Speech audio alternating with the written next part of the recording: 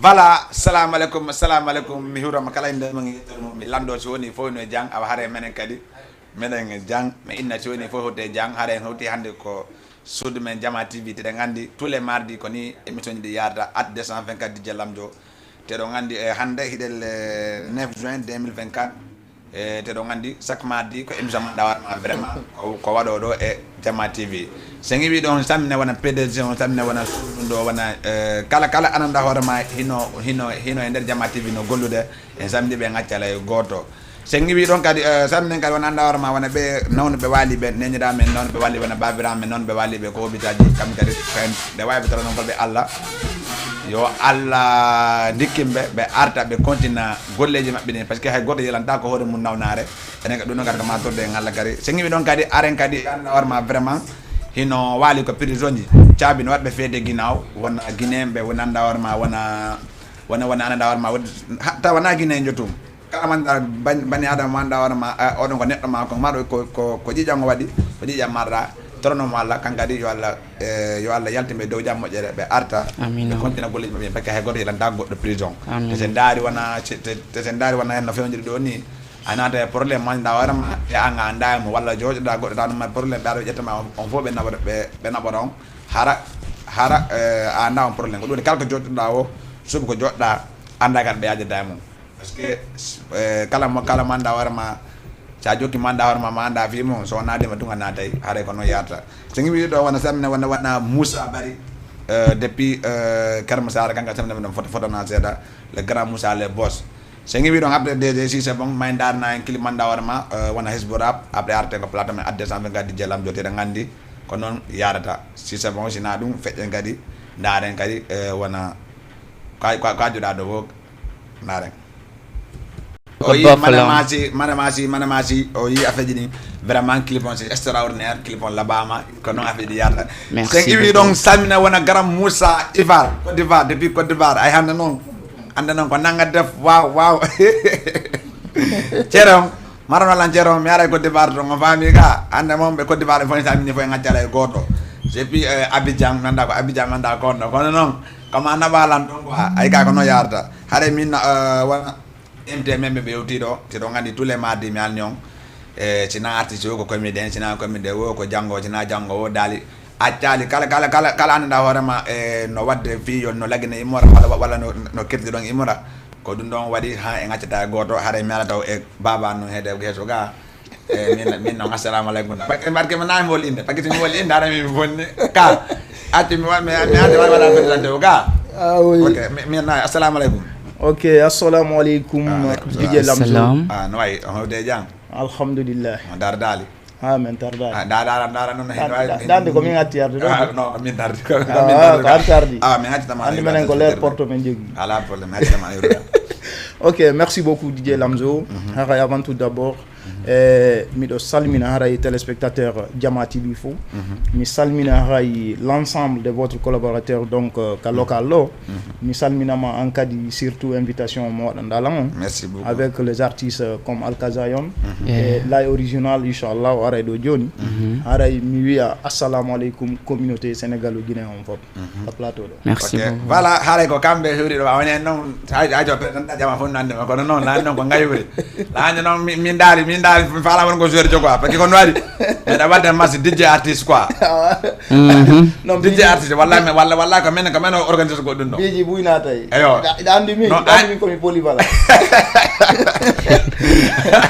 ala na ko do no tene wayalti ndawde rega wana non go anda wana non bugoto be tous ben dun go yalta ga yaasi voilà men kadi mi ata kadi e jungo men nyamo min assalamu alaikum. Walaikum salam wa rahmatullah. Ma yoro da presente da gawo ne ombo parce que min mi woli be nayi ko. Ya mon bexin ici Alkazayon l'est toi de Manamase.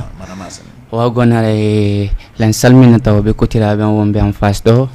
E salmina man ka DJ Lamzo salmina tous nos téléspectateurs wonbe men daru de ka Jama TV do. Are ko sadi mon ko toli. Are wala ande ne de wondi do enen DJ Lamzo e be kotira be ando. Are fudaki taw. Voilà, hare ko mane masi te do ngandi vraiment o yi golleji ɗin te ɗo yiide peeji ɗin no waɗe peeji andi so mbiɗe fi ñiidi no weeli haɗa mi bonni ka moƴƴa noon wana yaadu pour ata ñaɓɓe ñiri ɓe ina ñiidi no weeli quoi ok mi arta moom wona hannde c'est la deuxième fois woni koyngal moom min e moom plateau à face min e moom bien sûr hannde kadi mi hene ko keɗani tout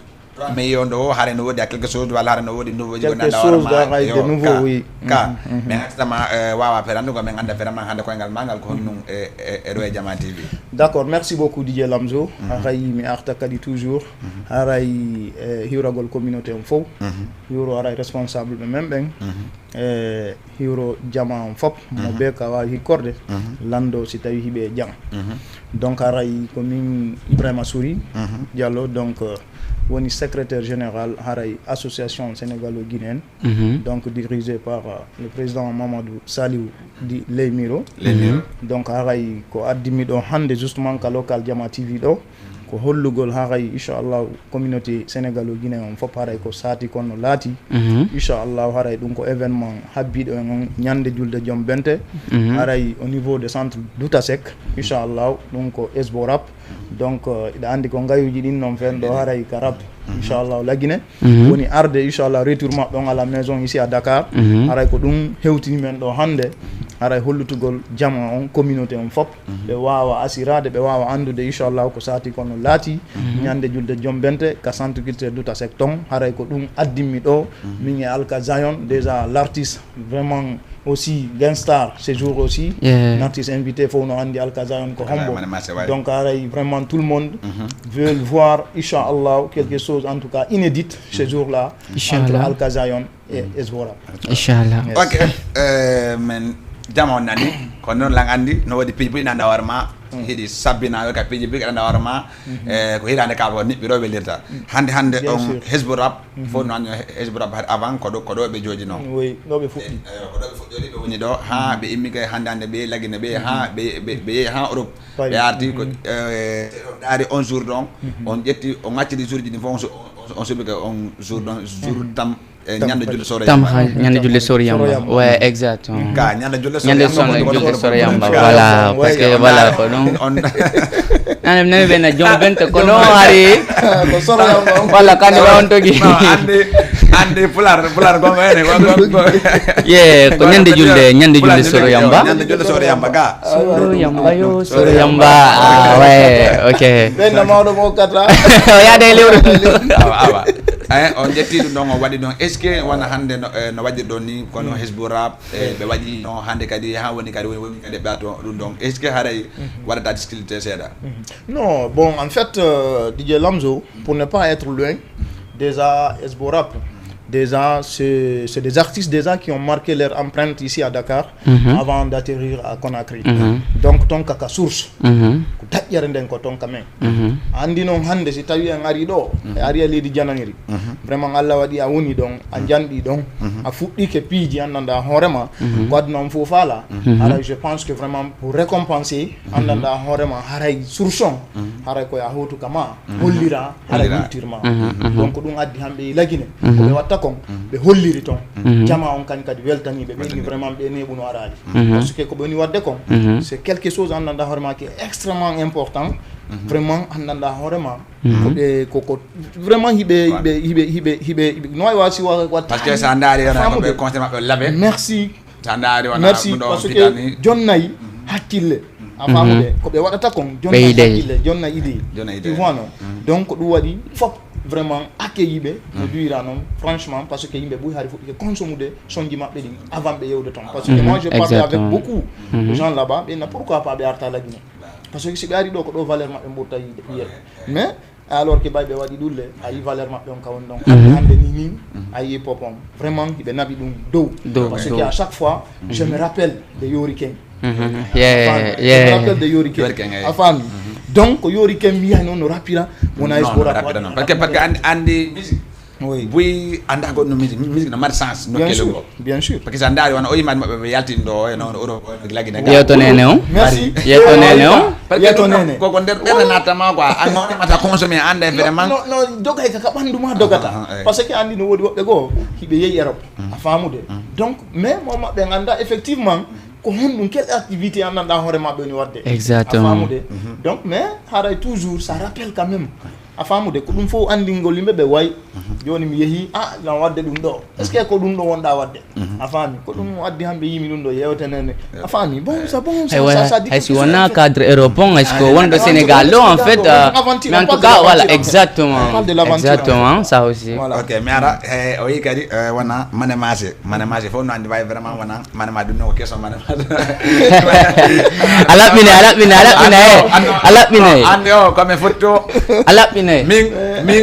min naturellement himo welela min taw merci beaucoup andi DJ artiste mi lawani ko kala min mi yirema erreur manda warma ɗum ɗo wela sa nujila ha côté a côté zilan min ɗo welela ko noode a ɓeyda nouveau angon kadi a ɓeydana fi janggo janggo hayti mi ala wonnen ko mami wakkilo o à chaque fois si woni mi ari men joddi ko haji ko ele ko yilan ono jawna lamso émission ji mande wadde ni c'est normal parce que mi andani mi hoddendo ha mi ngama ko men joddi mais c'est normal c'est normal parce que est-ce que si on donne neɗɗo waddo ni wala goɗɗum est ce que mi wanla ok quand même merci beaucoup le DJ Lamzo ok mi gara manamaji a tant que hande sa yi ɓe acci ɗo artiɓe no ɗuuɗi Sénégal ɗo on est beaucoup de artistes daji ɓeynima hikka ɓe waɗi hesborap e manemase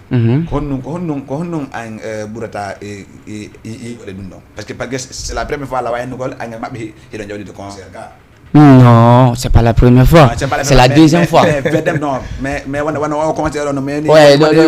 t'as raison donc no ma yirigol o ɗo ni e ɗiɗana gotum donc ko gonga o ma ƴettinɗa to o ɗon a jou woɓɓe go no arjui woɓɓe go arjui soni ɓe jaɓi te ɗo laɓañ lay ngal ɗo a jouay ɓe ara ɓe jaɓa ouais sûrement kono yata andu noon tun taw min taw déjà komi tawra kon taw e nder événement o ɗum noon ça me fait déjà plaisir ko tawata kadi voilà avant d'abord min ɗo yomi ko andude e jorap wona ɗo mi andi ɓe ko Guinée comme no haalirɗa no nanen jammal ngon fuɗɗo consomme golɓe ton hari woɓɓe maɓɓe andaɓe comme min taw e hoore am mi ari kadi mi tawtiɓe kadi e million ɗo e viki kadi mi kadi ko yimɓe wonuɓe dal sérieux ko tawata exactement e gonga noɓe haaliri noon koɓe immata sa hiɗa gonga a kiifataɓe en fait e min noon en personne min komi neɗɗo hiɗɗo gonga et donc depuis au début mi kiifaynoɓe ari han kadi lien woni hakkude amen ko tawata ko lien voilà exactement à part artiste on kadi voilà lan jogoriɓe konkotiraɓe an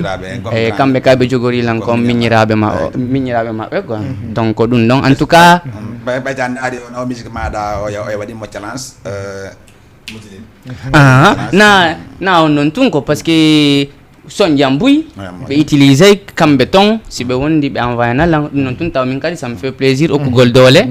donc c'est ça c'est okkugol doole c'est ça en fait c'est ça ko par ce que min si mi daari ɗo min nayi minen nayi génération wonɓe ɗo ɓen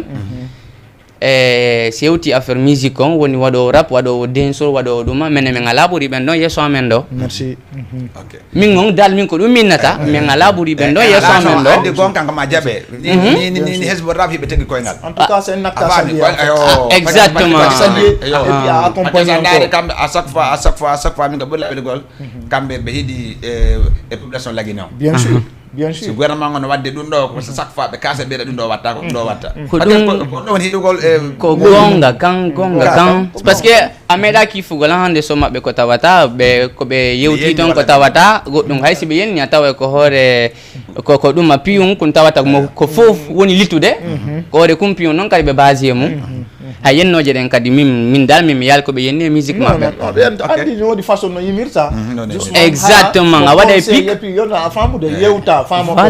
voilà hande laguine no woni ɗo no woniri en ala ɓuuri laguine fes a famude non d'abord c'est laguine a famude ko honde wadde comme fop moi je pense que andanda pour la cause hande noon litmen on fof kadi ko fi laguine donc hande sa yi hande eɗen accompagne de culture on c'est juste andanda hoorema ko valorise ugol leydi parce que hande ɓuuri kama ala sa ndaari wona musique men on ha joni à chaque fois musique men o ko fekke fotem fi o international merci hande mais hande sa ndaari wona mbi ko musique men on ɗum heddi nder men voilà c'est beau et bien yigol hande ɓe nice bo rap c'est de Guinée ouais tu sais ils ont commencé leur carrière musicale andanda hoorema ici à Dakar ils ont beaucoup des amis sénégalais andanda hoorema tant d'autres andanda hoorema ɓe fuɗɗi ɗo musique a famude no andi mais hande valeur mabbe on koko be la Guinée buri yaltude a famude hande il représente beaucoup andanda vraiment à la culture guinéenne donc je pense que be do kanyum kadi ko dum non won dembe vraiment mijani dembe ara yo Allah wallube dum Allahumma amin ya rabbi comme les Alkazayon merci beaucoup les tant d'autres les Tierno Wizi les autres et les Kinjo les Tierden Sol voilà un peu a famude Kinjo no heewi a famude même Nares Bunkaya Faya il était là exactement lui aussi il est là donc on le remercie au passage a famude donc faut hande si on est là liton andan awran pour la cause guinéenne min ko dum woni combat en wallahi donc toujours combat mo watten wo waden pour la cause guinéenne ande kala ko wadde waden dum non merci beaucoup way mané est-ce que concert ndo hikka tela ani mané bo yanga go public tambe ngandi sa jawi concert vraiment si fasiji di nati be ande vraiment dum do no mais est-ce que o ko fije o do wona goto donc e mijon e falian ko fiji kon e hikka wona ta goto à chaque fois hare jamanu ngun no esprit de plus kadi bien sûr mais dandi kadi donc ko fambe bem min kala ko minata kala fanjo Alkazayon tawata ko vrai fanjo Alkazayon ni nyande wawa hewtugon lerton inshallah nyande julde soro yamba tam harit wala tam harit donc hare la ngandi lang invite kadi fambe men fo yo be arbe soutena be ko tirabe men ko tawata jamanu ngun no weltoribe ko tawata kadi ko do be fuddori en fait il faut que jonni tambe teddungal mabbe ngal retour à la maison exactement c'est ça concert ko don concept mako exactement retour à la maison ko anniversaire mako men tawno ko men woni non sigi nyani voilà exactement hande ja bu yade beaucoup de gens ya wobbe yona Thiès wobbe na Mbour wobbe na Kermassara baade be sina ta be yata sina non kono buddun do kende bagende do atanka ta wonde artiste respecti ta wara mato sa respecti wara ma tiam respecti mano kandi do dole den fop ko si jama on wa notike wayi men jonni tugol wayi be de ko parce que milan tawra e notto be en fait merci afami wayi be okugol dole den fop ko dum non en fait jonni tugol vraiment ko be golli ko exactement ko parce que sandari na hande be fuddi musique donc ko be fewndi don kadi ko golle mabbe den kan nabi be don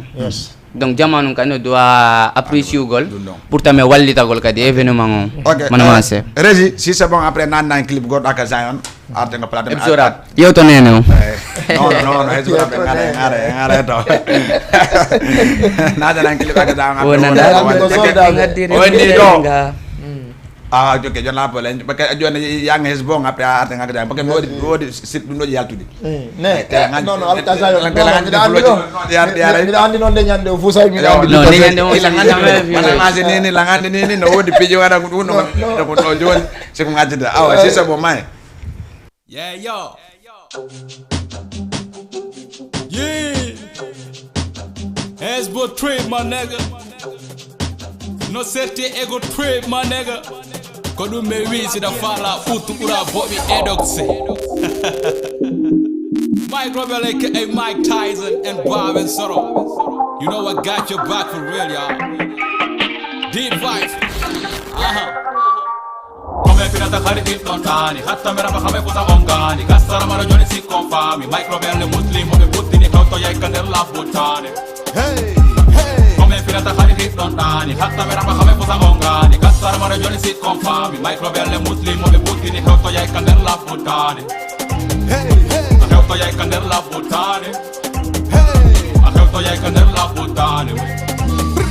Wara dak pitam mi suda ki mo suwa ki yo andu mi woti ta jugol hino fepita pidi watela hombo jannata pulal la bo ayda sikkude kere ko farbatela awa yawtu kerol tawa men kala ma hulla nyanga mati no fama ta dum ha fama la ko sa jogi me rebete diwna wa nyande be nangi mati ko susuro Hezbo ala ko beppale tung hay nyande mati fama ko di pi e penalty marra ko ta fi yo be ngaldo nafigi det yu men dabba ballo ba fal no on TV yo be nat fekkere mi jo sintu buy sintiri wonte jiwbe hino jiba tamati ayido e karama ko fi yo dole den duito wona bu mettere kala o ka microphone na ko sattino serte tiro bona fu simen banni talando ka fella tudi do men ando zella tande rap ko men tando be yedda ready do wo banto ko kella Hezbo trip no serte ego trip Hezbo trip no serte ego trip Hezbo trip no serte ego trip ko ɗum men wisida fala ɓuutu ɓura boɓi eleksi ɓuyno indi di baba c'est normal ɓiɗɗo sartasina ɗuuɗi hersa jangi innuɓe ka nder rap respect artasina mbuuɗi ƴawe pucci men ƴaway mon ɓe yiya hiɗon puuci ɓay hiɗon fidde no min wildirta ala nando so mara famuɗon hawko toon pikku fattay karlagol ɗaɓɓu barki a sutti ampagol haɓɓa dalki accittu kambugol na a gorko mi yuppima pantalon tayno fandi fene mo ƴawata haade hiɗa ka binde rabu sera soko waga maja kuddata yimɓe het bo na e bomi taga tugata tinde jooɗoɗa fijira tuuta rapajima gimi bobojo figiɗa puuta impose men holema kuuɗe hardcore honno way saabu doolema ɗuuta nafiɗa yaade télé a yawta komin jaatiri yaabu feren falago tenen aja falima no ŋaña bone bo mayde maɗa sikko laawo tomen laawiɗi men reyfi no faaji kono min hewti Let's put trip on them.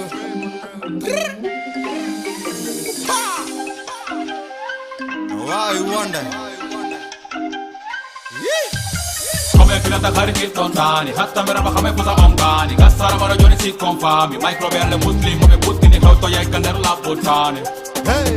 hey. come filata carichi lontani hatta mi raba come fusa ongani gassara maro giorni si confami microbelle muslim come puttini cauto yekka nder la puttane Hey, hey. a cauto yekka nder la puttane Hey. a cauto yekka nder la puttane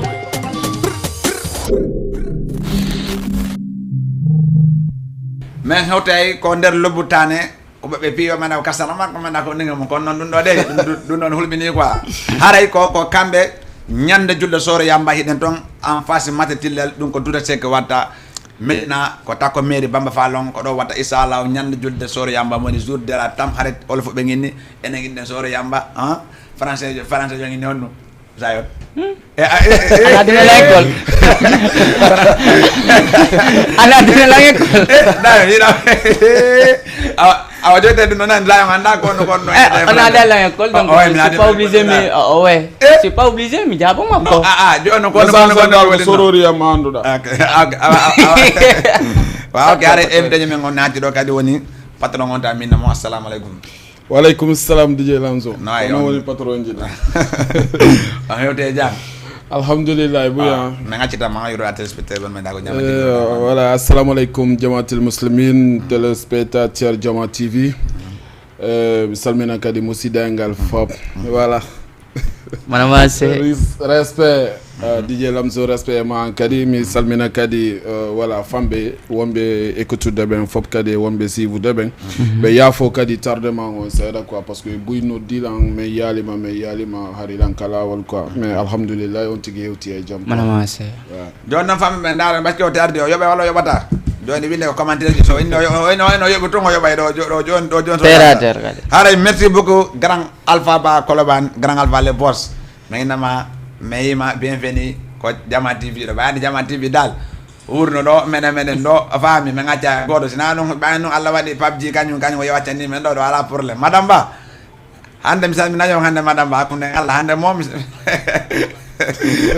mi salmina yo ko après mi ronku hari halla ngulla ton ka sangi wi don tamna wona Grand Moussa depuis Italie kanga tamna non foto na seeda be Italie be fo ngacca lay goto wona diaspora di fo be ngacca goto wona Canada fo be Hollande ngacca lay goto andawarma ibe jodi be sifde Jama TV haray no wone partager lien ngon wadon abonné partage parce que ko no wala ta wona menen wala artiste be wona andawarma vraiment hino jodi hino ndar Jama TV sa hidi men hidi sa hidi kadi sa ani kadi fo men hidi parce que fo ko hunde wotere nden way la original mais la original wana passé le 29 engallo kadi mais kadi affiche ji la original Hizbo Rap way alhamdulillah rabbil alamin ko gonga be min wona min golli ko fambe be golli surtout ma fans club ngom mi wiebe big up et respect e mabbe kadi quoi parce que ko kambe woni gollude golle den woni kan der woni ka yasi kadi quoi ko kambe woni gollude fo quoi andi goddo wosi sibe yirgani ma baawo ngon an kadi yirgureedu non quoi mi wada be big up e mabbe kadi quoi ok la original wana concert on do wanande jour de la tam haret artiste be dudi bacciti fo be noddi la original be na vraiment o concert do bacciti tan baawo hebe jetti concert be wade hoore ma kono inata dum ouais alhamdulillah on tigi burtay tun yettude Allah quoi parce que ko beydu gol ma ciucal quoi parce que si tay woni gonga be mi watti ko tawde haray no tanjina a gaynay ko e kadi ko ɓeydugol ma courage fiya ɓurtu wakkilade to nin ka wakkilinoɗa ɗon par ce que ko ɗum noon waɗi jama on sa nani jama wooli fima na fi mbuɗɗin quoi ko tawde jikke no nder toon exactement sina ɗum haray no heddi ko jikkede woni fi fof quoi gonko tan ko jikkede woni fi fof par ce que mbiya setti ɗiɗi chaque fois ana layordinano ene ko jikkede woni fi fof neɗɗon daali wona mbuuɗi wona ɗum handani la wawi naddugol manema ceeɗo wara tawami joni nala mbuuɗi sabu on noon respect teddungal ngal layordina wona noon goɗɗo ga wona noon neɗɗo dal bala aɗa gagnoma joni mo taw respect makko on sa jottimo ceeru makko on ko yawɗa o fonkete ko fonkete ɗum woni fof quoi par ce que dongal mbuuɗi goɗɗo si taw woni on waɗi ɗiɗo haaju ono mari mbuuɗi min mi ala mbuuɗi min hilam mari yimɓe ko mbuuɗi o mari o ala yimɓe si min defi minen ɗiɗo ko hombo rondoto okkitiroye komin non ko jama wondete way ko jama wondete sincèrement ko jama wondete accita ligne on seeɗa wona jette wona 3 auditeur walla 4 auditeur après arten ko plateau men donc teɗo gandi famɓe ɓen ino noddude ga nana ɓe nodda no 78 182 38 haare agasayo no ɗo manémage kay na maɗa ko manémage lay original no ɗo kono noon original ɓen anda ɗum no ko ɗum waɗi original ɗon ko sabu ka on original ɗon ko ma men paquet ɗum noon majjinaki ok manémage ɓe gacca ɗon freestyle on seeɗa par ce que chaque fois no woodi pijanda warma fulo genji no hino waɗi yaltude ɗo ko fiyeb jora bon non mi ko soma mi mata ɗo may joni la wawi tun musilin awa hetto nani heddi to may sa falji tun mi corrigé te may eyi ok donc ƴetti sommaɓe moom ƴetti wona ko waɗɗa suwa o ok ko mayde wawi arde ko fo dari inna joode jiccen koppi yiltoɗen ka Allah joma doole ettoɗen ka kuuɗe jalbiraw ka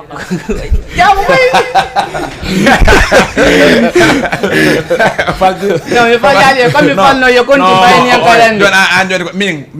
albañi maɓɓe fof lan jodi dara sincèrement on sommaɓe ɗon min design mo ka ɓerde exactement amo fokki mulan fewn kadi ala taw non kono noon kadi soñji maɓɓe ɗin dal fof hino e an mais ko wono potilonde on e yewtonene on bullal ngal premier auditeur madame Assé jette goɗɗo ko ligne allo oui no wayi ça va ça va alhamdulillah hiɗa e jang janto on way ɗo jaddo hiɗa noddan men gonto Prince Diallo depuis Medina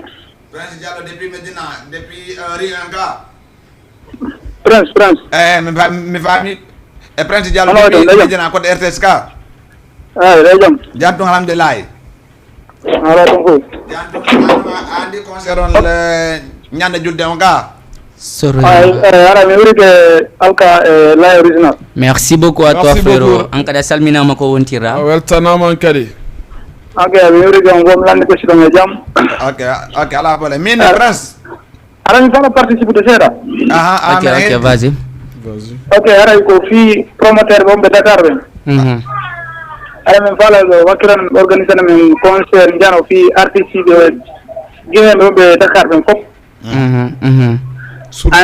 a nimmo mina ɓe wono alkazayon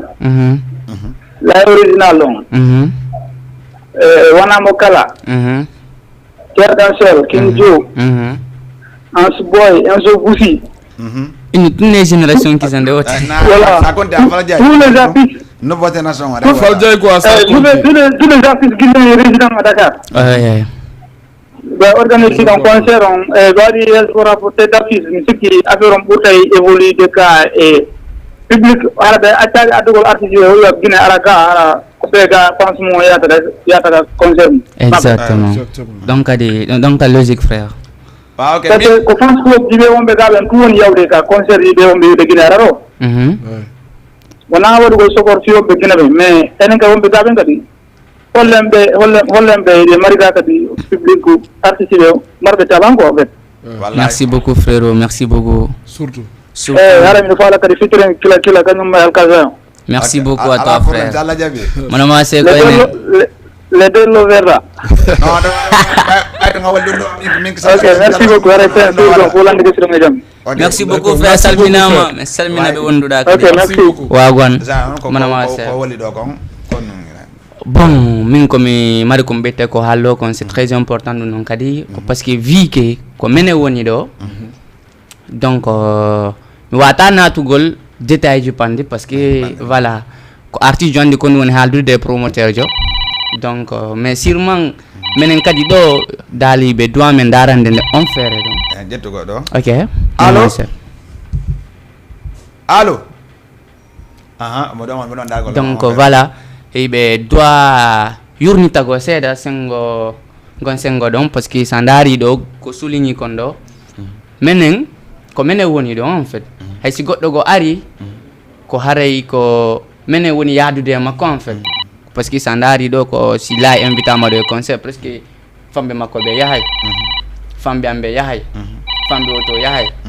donc andi do si ben na retourner seraga allo Salam alaikum. Alaikum salam. Alaikum salam. DJ Lamzo. Wa, nawai, ça va frère? Ça va, ofende. Janto na golleji? Wa, ça va, alhamdulillah. Ina na yeto, ina dame onto. Ok, ara ko Zal Balde quoi. Zal Balde depuis? PA. Manama c'est passe. Ok, voilà, ara on weltana ma don quoi. Ara ya fero ngino laba mashallah. Ara ko wakilago andi hande pijiri ngino hoyi hoya ko andi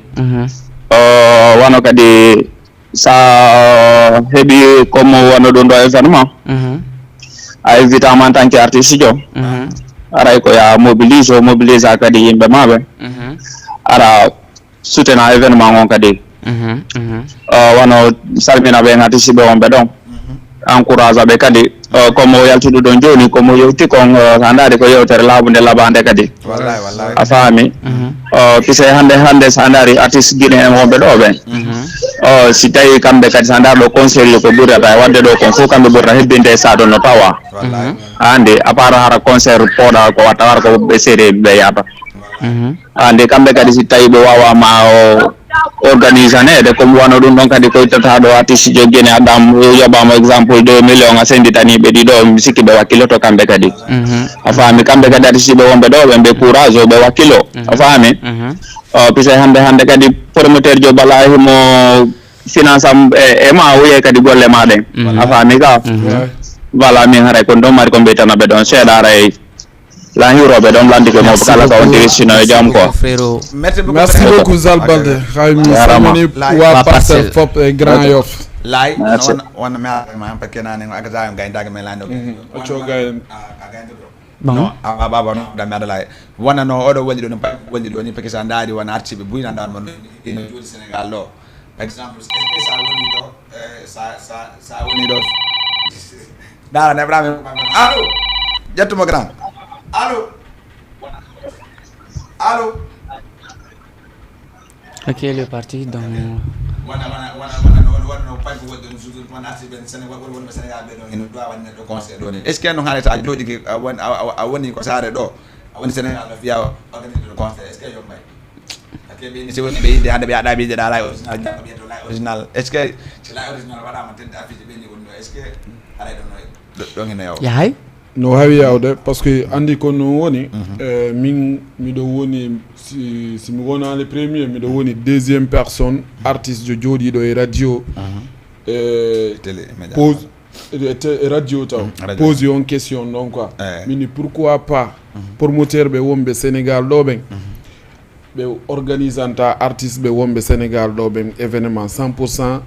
concert artiste be wombe Sénégal do ben taw min si tay woni ko fi wawgol goddum walla andugol goddum mi fuddori hesborap taw min hesborap goddo ina tabe wadali goddum ka gem est ce que a fami min pourquoi pas kambe promoteur be ben be wawata taw awa jettude hesborap sa calculer on temps ko mi wolta dum sa calculer ko finance ta itoya to artiste jogo adda do ataway ataway financement jini wona goti parce que on to mari ko do be base est ce que a fami dum ko min ta woni deuxième hara wonata deuxième personne ko lité dum non quoi te fewndo do ni événement waɗɗo ɗo wo an artiste jo wonɗo ɗo ko il faut taweɗa par ce que fiyonu ko yimɓe ma ɓen yahata yimɓe ma ɓen yahata par ce que yimɓe woni fi fof ko ɗum noon woni ɗum on quoi par ce que ko yimɓe ma ɓen yahata mais pourquoi pas an kadi ɓe jonnatama respect ma on quoi wallahi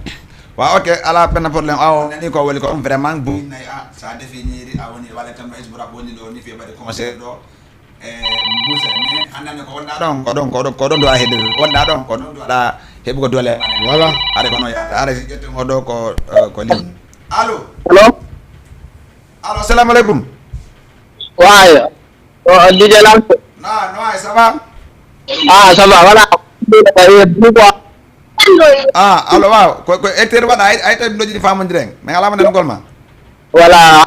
parlere non minen depuis men fuɗɗo yiide ɗo ni billahi kimo meɗen jetti quoi merci beaucoup merci beaucoup way are kala ka émission mo waɗi ara meɗen yiɗo natte quoi wallahi amen invité ma conseil ɗo ñande julde soro yamba duta se duta sek duta sek ka agasane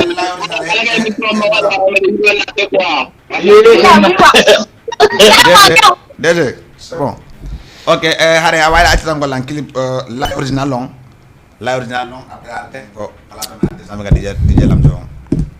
la original clip makko ngaten ok joni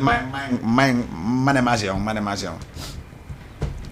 ke sa defi maafi konko ma jama anda way maafi konko ɗum ɗo maga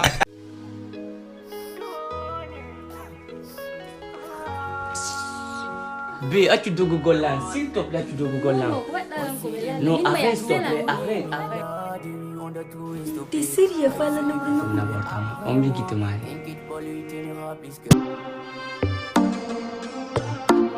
Daddy B, my production. Yes, sire. Peace and love in Africa. Yes. Original. ñi jël leen gaal bi dem bëgg dem uti te lépp mu ngi Afrique. Yes. Mi halay do ni boyo mi halay do ni ko bew ni gaay mi halay do ni boyo mi halay do ni ko bew ni gaay.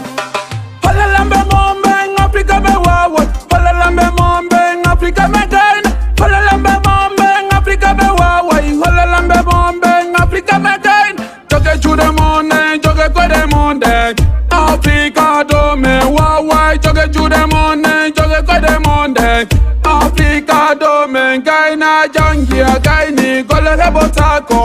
hala ne me ngonu wodi fidunga jangia gaini gole hebotako hala ne me ngonu wodi fidu chamanga ngonu wadu dondu petrolo ngonu wadu dondu ferron kadi ngonu wadu dondu oron kadi ngonu wadu dondu mi halay joni boyo mi halay joni ko bewni kay mi halay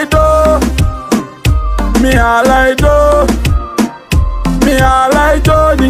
boyo mi halay joni ko bewni kay me tara ki ambudi me tara ki angalle ben golli tumbe wala me tara ki ambudi me tara ki angalle ben golli tumbe wala aidez-nous sauvez-nous on est tous africains aidez-nous on est tous africains aidez-nous sauvez-nous on est tous africains sauvez-nous on est tous africains on est tous fondés l'Union africaine c'est des hours tous dans le complot.